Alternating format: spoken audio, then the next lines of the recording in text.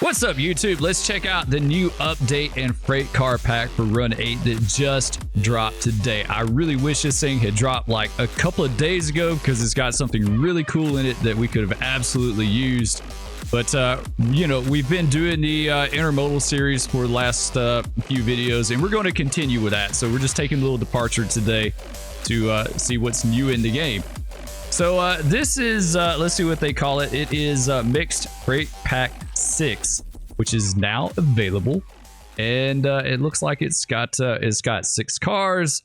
What they have listed in it is going to be a CSX Maintenance Away Geo car, 60-foot high cube UP box car, carbon black hoppers in CABX and ECQX liveries, and T389 ACF tank cars in LPG, GATX, and UTLX liveries. So that's what was released.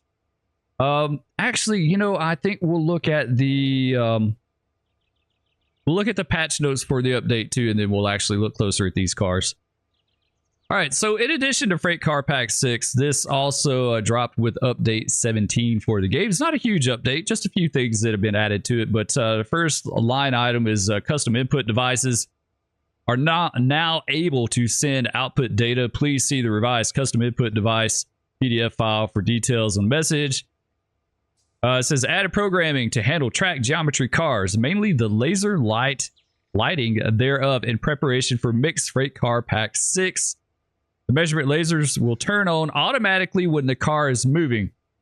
Important, due to the sensitive equipment contained within and of the possibility of damage and malfunction, track geometry cars must never be humped, especially at night. We're going to check that out. You're not going to be disappointed, guys. So stick around and check that out at the end. You're going to see what happens when you hump a do not hump car. All right. It also says in the user guide are some revised PDFs as well as several new charts for our various routes. Corrected a network issue that would cause CTC signal system messages to sometimes not process correctly client side, making the signal system seemingly freeze. Never read into that. That's the thing about Run 8. I don't know about you guys, but I never see bugs. Like if there are, there's nothing really, it's nothing major that I can think of. I know auto went a little wonky yesterday in our previous video, but I think that was more on me than anything, just kind of the way the situation worked out with the game picking up in the middle of that. But otherwise, it's like, it's rock solid, right? Let's see, what else did they add? Added missing avatar attach points for the 53-foot well cars DTTX and FEC. San Bernardino sub, El Programadero removed his signal farm right there at LATC next to UP Main. HRS Southeast region, each of the routes got some fixes to their databases. The Waycross station has been modeled. We'll have to go check that out. Pittsburgh sub east at the Horseshoe Curve Museum. The museum track has been made a real track, so you can place a locomotive or whatever you want on it. So that's basically update 17. All right, let's hop back at the freight car pack. So this is going to be your UP 60-foot plug door, double plug door, high cube box car. Very, very cool. I like it a lot. It's got some nice details. We won't look at the details too much right yet. We'll just kind of go through the cars and then we'll go back through them. These are like some of my favorites, and I think these have definitely been needed, especially on a Fitzgerald sub, because these are carbon black hoppers. And don't ask me about carbon black.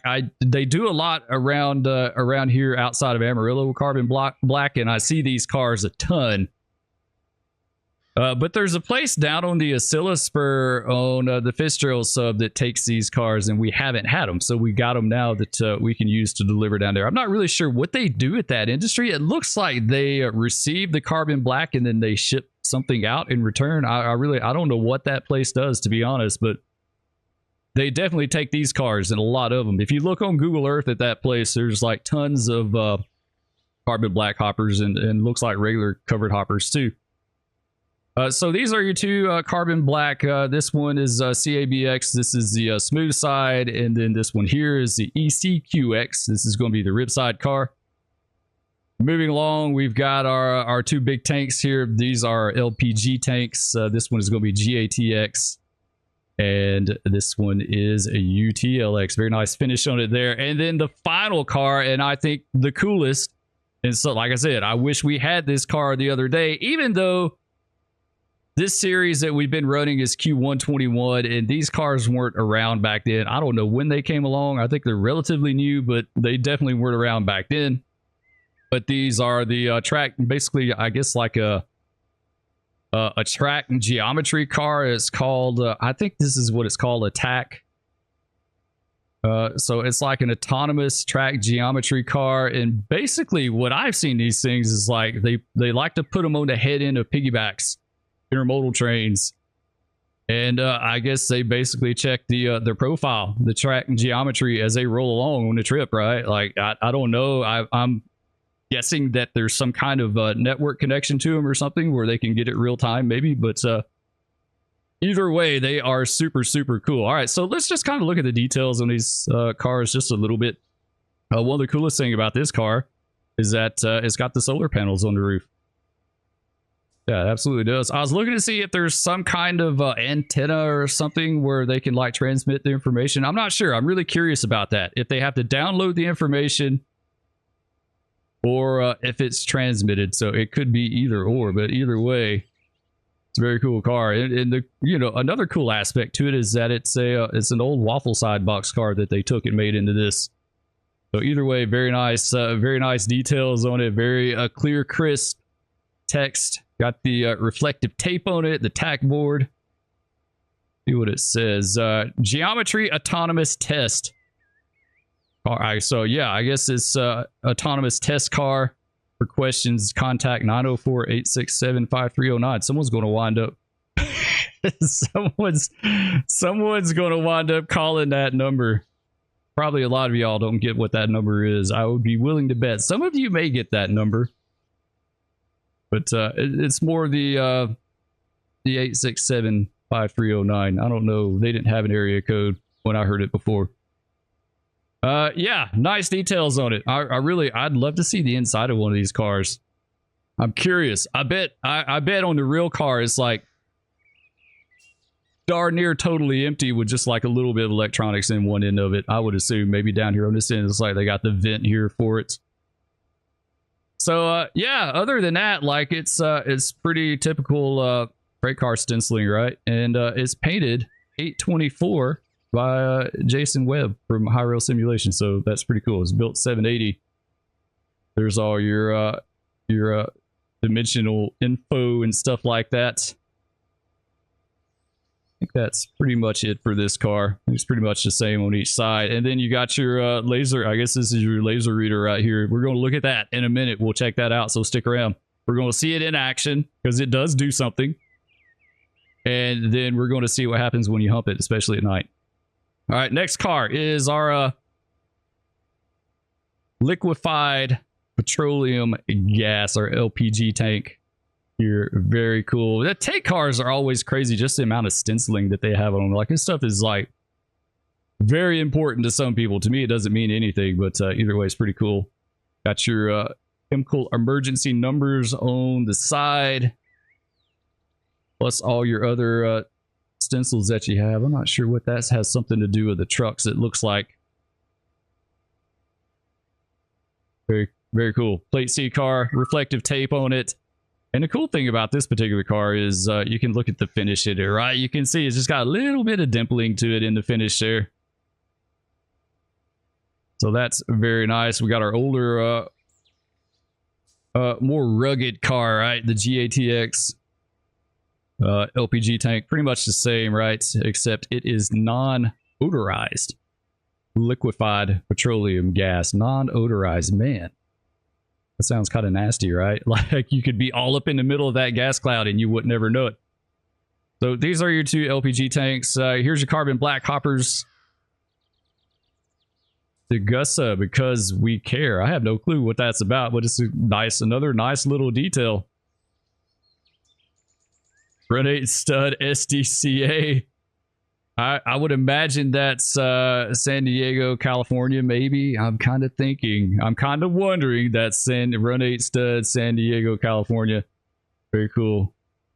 Thrall car. So yeah, this is a Thrall built car. Sharp objects must not contact a lining. Do not steam interior or clean with boiling water. Okay, noted. If we ever clean these, then we'll know. Here's our smooth side. Pretty much the same. ACF center flow. So this is going to be an older car. And it's got all your instructions here for the care of your carbon black hopper, right? Because you got to properly take care of it. 2-inch HF comp shoes. Nice. Yeah, I dig them a lot. These are going to be super, super nice to have. I just want to see the panhandle sub on a BNSF going through Amarillo. I think that would be nice. There's some good 70 mile an hour, wide open 70 mile an hour running on BNSF. Double made, not a lot of crazy grades. Like they got some grades out here, you know, about 1%, but they're nothing like they don't have any problems with them out here. Final car, the UP double door, just your typical 60-foot high cube. Car is excess height. What does this say? I don't know. I don't know what that says. It almost looks like it's in Spanish. I kind of wonder if this car was built by Gunderson down in Mexico, maybe. Could be, possibly. Could be from down there, from south of the border. More nice details on the rear here. 36-inch wheels. Number 24 brake beams. Very cool. And if you look at this one, if you look at it just right, you will see the waviness in the sheet metal, you know, and that's pretty common. You see that a lot in freight cars, so you can kind of make it out. I think it's absolutely perfect, right? It's subtle, like it's not way overdone. It's just got a really nice finish to this car. Dude, it absolutely does. All right, so that is a mixed or freight car pack 6. So what we're going to do is we're going to pick up with we're going to do a roll by on an intermodal, and we're going to see this car in action, guys. All right, so what I have done is I've made a more modern version of the Q121 that we've been running the past few videos. This is now the Q025, so it's not the IO25. They've changed things around a bit the last few years. Like it was a 121, and later on it became the Q025, and now it is the IO25. So this is going to be the Q025. We're not like totally current day, but we're a little closer to it. Let's go ahead and get this bad boy started. Actually, we need to relinquish our train. There we go, relinquish him. Let's get this bad boy started up. Actually, we can just AI recrew him. So once again, Q025 Jacksonville to or Chicago to Jacksonville service. And this is the way I've seen these cars. Like I said, I think just about everything I've seen of them, they're tacked on the head end of an intermodal. That's not to say that they're exclusively on intermodals, right? Never say never, but especially with the railroad, because you just don't know. But we're going to put it on the head end of the intermodal. I think they like to put them on the intermodals because they can get them over the road fast and probably not jostled around as much either. Q025 got our Talleyrand's on the head end, and then got us a FEC cut as well too here with the UPS containers. So let's get him going, and when he gets to moving, you stop here at the depot here in Fitzgerald. Maybe he had to get updated track bulletin or something. Maybe I don't know. He's had to stop here for some reason, so he's getting ready to pull out, and we'll see this track geometry car in operation because it does do something that's pretty cool. Hey, here we go. Y'all blast off, guys. Get on up out of here. Let's look at the Fitzgerald Depot here for a second. I've never honestly really looked at it that much. Fitzgerald Subdivision, 0 accidents and injuries, keys to safety, success. So typical for back in the day. They used to drop signs everywhere. Like if you could put a sign somewhere, they would put a sign out there. All right, here he goes. He's blasting off.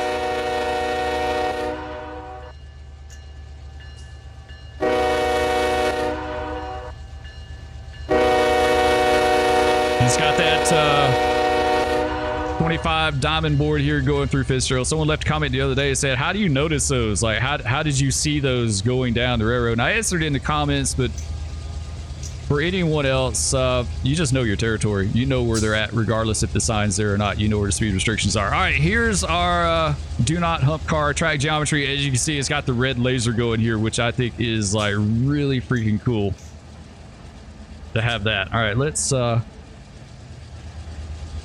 fly along with it here a little bit, and let's change the date and time, or let's change the time at least. Go 2300. That should be good. Is that not cool or what? Now we need a track maintenance aspect to the game where like you can work on the track and, you know, or something. I don't know. I don't know.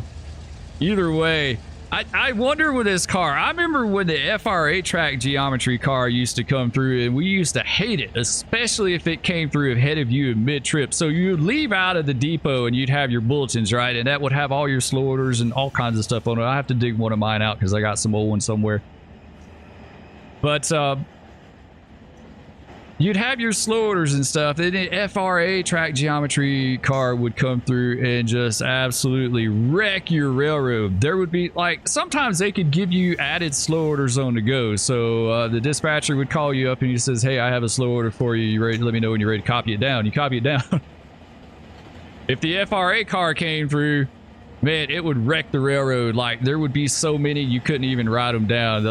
I remember one time the dispatcher's like, I've got like a long list of slow orders for you guys. He's like, I'm going to give you give you the slow orders to Talladega that we copied down. He's like, then I want you to stop in Talladega and get an updated bullet track, like the bulletin, the paperwork that had all the other slow orders on it, because he wasn't about to give us all those slow orders over the radio. He couldn't do that. So yeah, it's kind of it's kind of cool how they work, but man, they can mess your railroad up really fast. I wonder how this one, how it does, if it finds, like, if it's reported real time or what. I need to read up on those cars more. Either way, really cool. Got the QO25 rolling by us here. Now you notice we've gone in the future, it's more intermodal double stacks than anything else, which is kind of the way it was. Like the Q121 we're running in our video series is mostly truck trailer based. Nice. All right, so now for the grand finale of the video, I wanted to show you guys what happens when you hump a do not hump car. So we're going to, let's see, I guess we're going to jump down to Waycross. Yeah, this guy, where's this guy lined to? He's lined all the way down to Sessoms. I guess we'll kind of,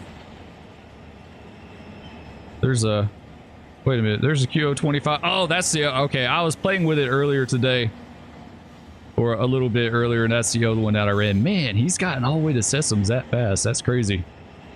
Okay, all right, we won't worry about him though. We'll just hold him up. Let's go to, let's tab over to, actually, let's hit F3. There we go. And let's go to Wax. Let's go to Waycross, guys. Largest hump yard in train simulation history. Like, I don't think people, like, this is so, like, underrated for train simulation games that this is even a thing nowadays, right? Like, this is even a thing. I know it's at night, but check this out.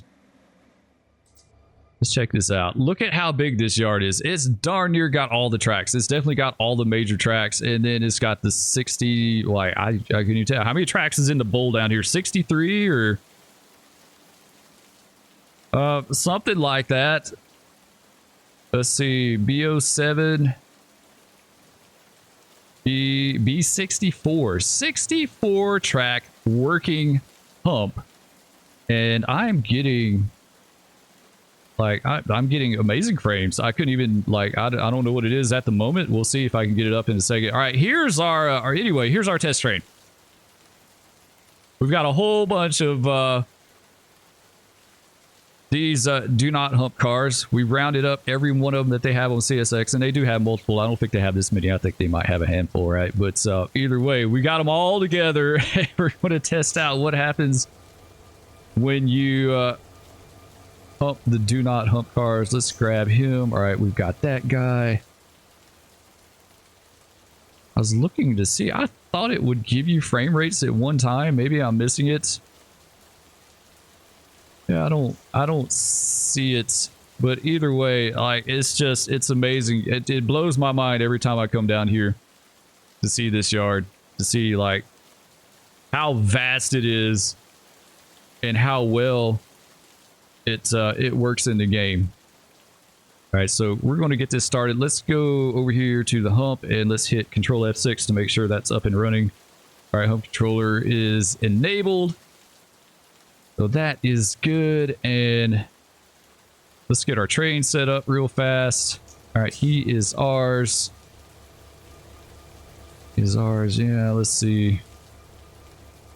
We don't need... Actually, the other one's a head end. Okay. Put that on dim.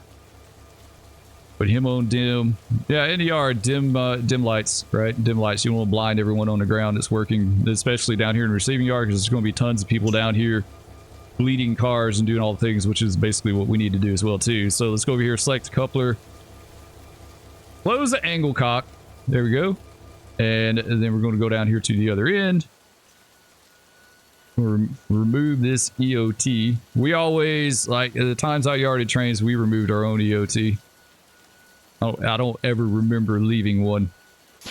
There we go, remove that guy. It's automatically going to dump the air, which is fine. We want to do that, and then we need to go back through all these cars and bleed them, because you see it's got air and an auxiliary reservoir. It's got brake cylinder. The brake cylinder is the main one. We're going to bleed all this off, right? Bleed it all off. There's no sound effect. I wonder why. I know there's a sound effect on here sometimes when you bleed it, but not at the moment, which is kind of odd. We get them all. Did we skip one? There we go. All right, we got that one. Bad boy. Some of these are tagged, some are not. So we're just going to let them do what they do, right? They'll all go somewhere. There we go. They're all bled. Let's see what our train is doing. I don't want to board it. Everything else seems to be good. Let's put our reverser forward. That is good. As our switch is lined, that one is lined. So yeah, we're lined. We're lined out and down to hump lead. Waycross, way back in the day, of course, it was built as a double hump. I don't know if they've used the double hump feature in years. I know they did in the early 80s and late 70s, or during the 70s after it was built. So basically what they could do is they could put it in dual hump mode. And if they put it in dual hump mode, it basically split the bowl in half, right? This is one half, this is the other half, so it'd have a south half and a north half. Trains that were destined, or cars that were destined to the south, like Tampa, Orlando, Miami, Jacksonville, that sort of thing, they would hump and hump to the south side, and the cars going north would go to the north side, like your Atlantas, your Birminghams, your Chicagos, all that stuff. It was pretty cool. It basically became 2 hump yards instead of 1. Maybe we could see that in game one day, but that would be a crazy amount of work. It'd take a lot of manpower to pull that off, even in game. It would take a little bit. It would take a little effort, right, to make that happen. All right, let's open up the throttle. I think the handbrakes are on. Let's release those. Let's see if she does. There we go. Let's get her on up here. So we're manually taking her up here, and then when we get kind of close to the hump, we'll slow her down and do slow speed control, and then we'll let her do her thing, see what happens. See what happens when we hump the do not hump cars. They're very adamant about not humping these cars, right?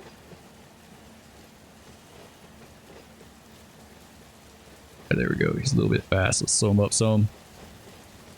Yeah, they're very adamant about it. The crazy thing about, like, there's, you know, other cars that are do not hump, but they always wind up getting humped. That's the funny part about it, is that they always wind up going over somehow. All right, let's slow them up a little bit. Our hump power is stout. We got a SD42 and an SD45-2 as hump power. I don't know if they ever use SD45-2s. They didn't. They're using SD45-2s when I was down there. Or I mean SD42s. Before that, they had some super cool, like, straight SD40s, not rebuilt. Just like they took all the original, the OG SD40s and put them down here. And they had a stencil on them that said, like, Reichard hump unit, which was pretty cool. Let's speed up a little bit here, bro. Speed up. Come on, brother. Come on, bro. Let's get on up here. There we go. Slow speed control activated. All right, so now she's holding 2 mile an hour for us. You see up here on the top, it says mile per hour, 2.0 SS slow speed.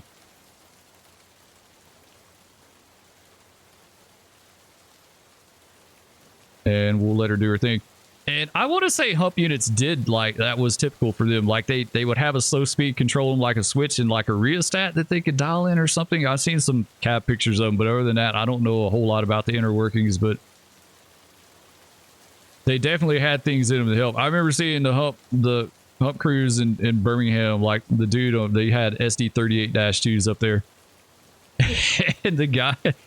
The engineer would come by. We'd be sitting like in a receiving yard or whatever, and the engineer for the hump job would go by. He'd be sitting there reading the book with his foot propped up in the window.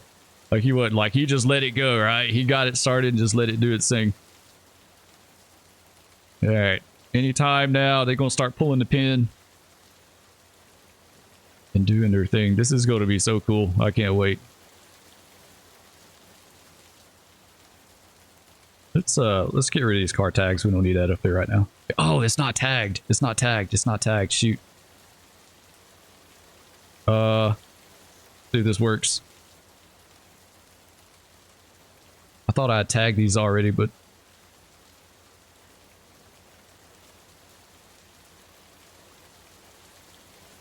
hopefully this is going to work. Hopefully I didn't goof that up.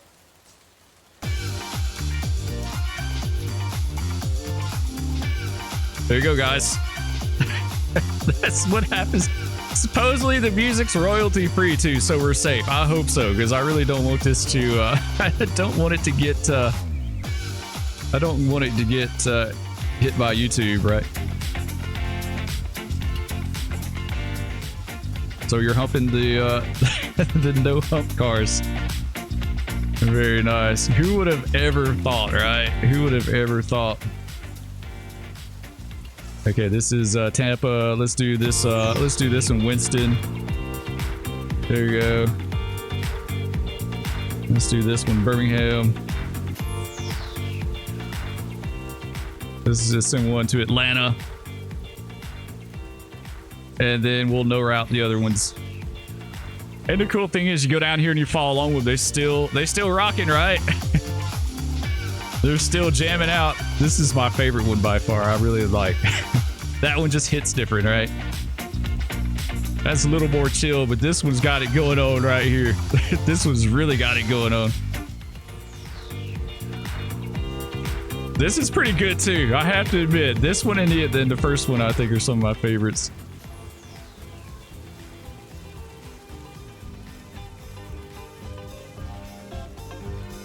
It's a little more chill, right? Yeah, it's a little, it's not hitting like the other ones are. Something hilarious about just like humping a crap ton of these and they're all going through the hump into the bowl, jamming out, right? You hear the Doppler effect when they go by. Oh, here we go. Here's a good one. Yeah, this is a good one, right? Yeah. Oh, that is so awesome. I love it. Doppler effect just kills me when they go by. No, that is hilarious. And they're still like, they all have their own music, right? Like you catch up with them and they're all... Oh, that is so good. All right, we're fixing to, I think he's going to do, these are the Miss routes, right? The no destination cars. Yeah, he's going to do 3 at a time.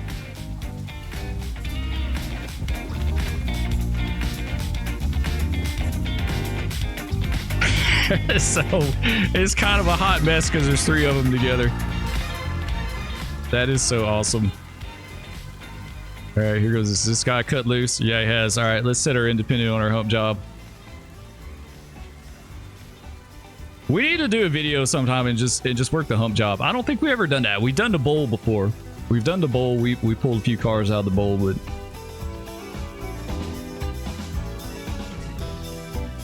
that one's definitely more. Yeah, it's more chill, right? If that's such a thing, it's more chill. It's not. I wonder what happens when they couple down here. Do they stop? No, it still does it, right? Like it just tells on you. I guess you have to hear the duration until like you get rid of the car, or it totally tells on you. Where's this one? I guess this is going down this track. Is this the this may be the overflow, right? Yeah, this is the overflow. Wait, let's go. I want to find the good one. Where's the good? The one that really jams. Yeah, I think they've already gone down in here. It's so crazy. Going through the bowl and hearing all these cars. Oh, that is hilarious. All right, let's get down on the ground.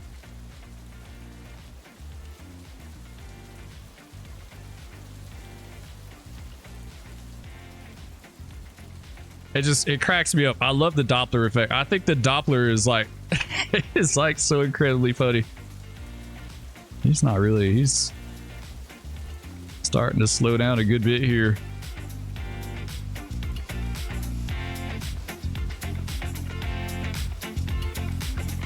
Major props to the hump yard too. Like I said, I can't say enough how much it blows my mind that we had this in a train simulator. It's the only time that I've ever known it to be done effectively on like a large scale. Do any other simulators even have a working hump yard? Like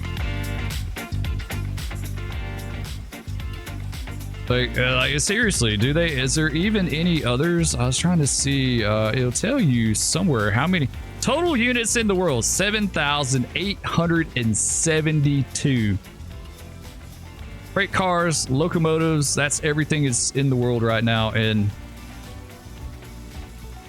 the game runs amazing. I think that's one of the greatest accomplishments of Run 8 is the fact that like it runs so well. I've played games that don't even hold a candle to like the amount of complexity and stuff that is on the screen at one time, and I couldn't even get this smooth of like high speed movement through it, you know. Like usually it's lagging and causing all kind of problems, and this is like it's totally like a non-issue. And then you got your you've got your no hump cars down here. Look at the hole. It looks like a big party in the hump, right? Like all the cars doing their thing. And I want to share, I know some of you probably have seen this, maybe some that are new to the channel haven't seen it, but here's the engine facility too. This is a Reichsjard Waycross Service Center. So this is basically where they would service all the locomotives, you know, fuel them up, do the basic stuff to them, give them sand, that sort of thing. And then you got engine, I guess this would be like running repairs, like not major overhaul, but just your typical repairs that you do on locomotives. And there's really like on this one, there's not a lot of stuff here. I've seen some other builds where there's like tons of locomotives down here. Like these tracks will just be loaded, and then out here there will be locomotives waiting to go in. So this is pretty low key for this area, honestly. And yeah, we got even more over there too. I think this is a freight car shop, right? You got the blue flag up, right? Look at the blue flag there. Yeah, 2 blue flags.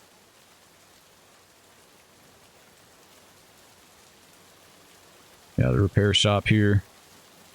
And then down here on the opposite end of the South Forwarding, and I don't think that, yeah, it's not in game. But I'm trying to think, where was that at? Was it down in here? Maybe there's they had a heavy repair shop, like a rebuild shop or something is down in here. I can't remember. It's not in game. It's not in game. It may have been in this little spot right in here. I'm not sure. It's a place I never went to, and it was nothing compared to what it used to be back in the Steam days. But either way, really, really super cool just how massive this yard is. And then once again, we've got our cars going off down there. Here's your tail tracks or your pull down tracks or whatever you want to call them. So there you go, guys. A little quick peek at the at the new freight car pack featuring the new track geometry cars. Now if they would roll along, here's something. Once they roll the route, you get a list of slow orders added.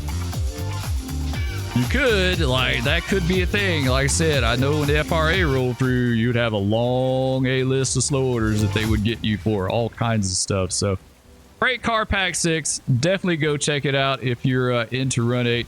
Love all you guys. Thanks so much for watching. Be sure to hit that like and subscribe if you enjoyed, and we'll catch you next time. Peace!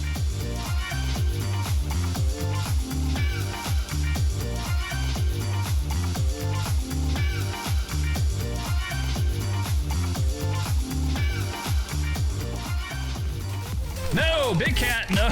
Stop. Oh, no. No, kitty. Oh, that's a MiG.